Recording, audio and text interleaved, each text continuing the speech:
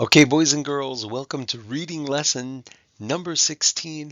And this one could be a reading lesson or a writing lesson. Actually, all of them could be both. What we're going to do here today, this is going to be a short one, is talk about one of the things that makes books great, makes stories great. Okay? And we're going to use books that we've already read before, okay, to give us something to think about. So we've already talked about how authors have intentions and we need to pay attention. And we said what we meant by that was that the author was trying to say something in their story. The author is doing something on purpose. There are no accidents in those books. Okay? They're trying to do something. They're trying to make us think in some way. Even a lot of the goofiest books are trying to do something. And then we talked about this orange card here. Notice, stop, and think. What part is powerful? Why is it powerful? How did the author do it? Okay? Because these authors, they didn't get lucky and make books. They were good writers. They had good ideas. Okay? So we're trying to figure out what their idea was and why it was so good. And the thing we want to talk about today is this. Ask, how did the author make this whole book click together? When you finish a book and it feels good, it's got that satisfying ending, and you're like, ooh, that was a good book. What did the author do to make you feel that way? Did the end match the beginning? Did the author repeat things? Let's take a look at some books that we've read. Well, of course, in the top left, we have Al Moon, which we've talked about so much.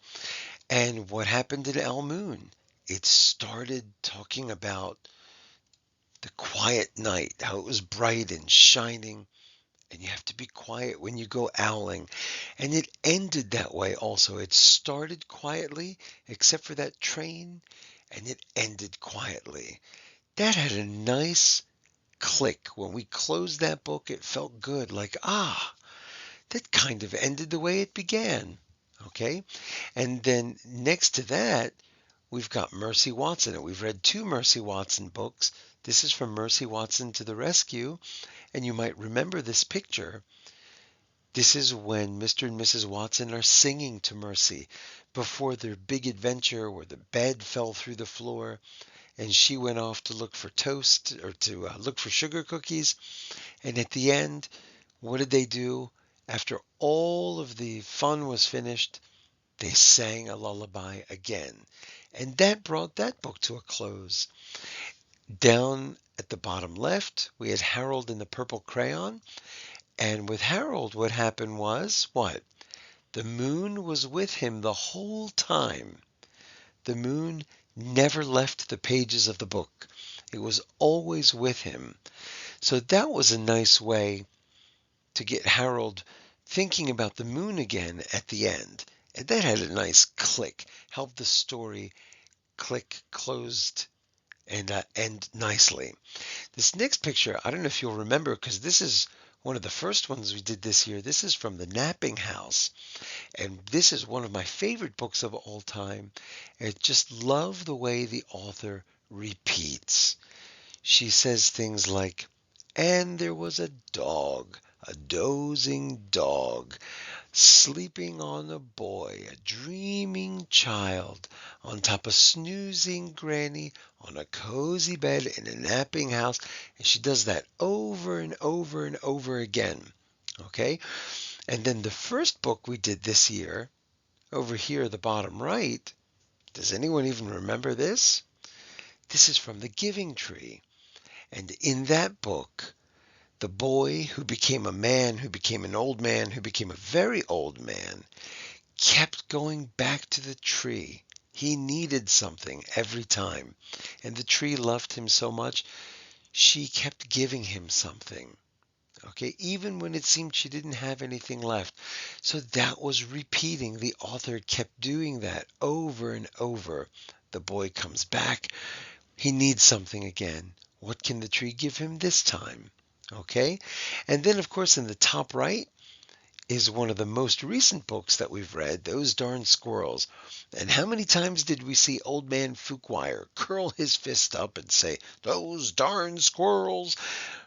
But then at the end of the book, the squirrels are having a party in his house. They gave him money. They dressed up as birds that made him so happy. And at the very end, with a smile on his face, he said, "Those darn squirrels." The author kept repeating that line, "Those darn squirrels, those darn squirrels." But it went from being something angry to something happy. You see how all of these stories and many of the other ones that we've read and we will read have this kind of beginning and ending connection. Okay? So it's a great thing to look for when you're reading. And you have to ask yourself, what made this book so great? It's something you can do in your writing. How can I end my story? Most writers have a problem. They don't know how to begin their stories and they don't know how to end them. Well, if you find one, maybe it's a good idea to use it for the other as well. Okay? All right, boys and girls, that's it for today's reading and writing lesson. Go grab a book and start reading. Go grab a pencil and start writing. Okay? So important to do these things every day. See you later. The end.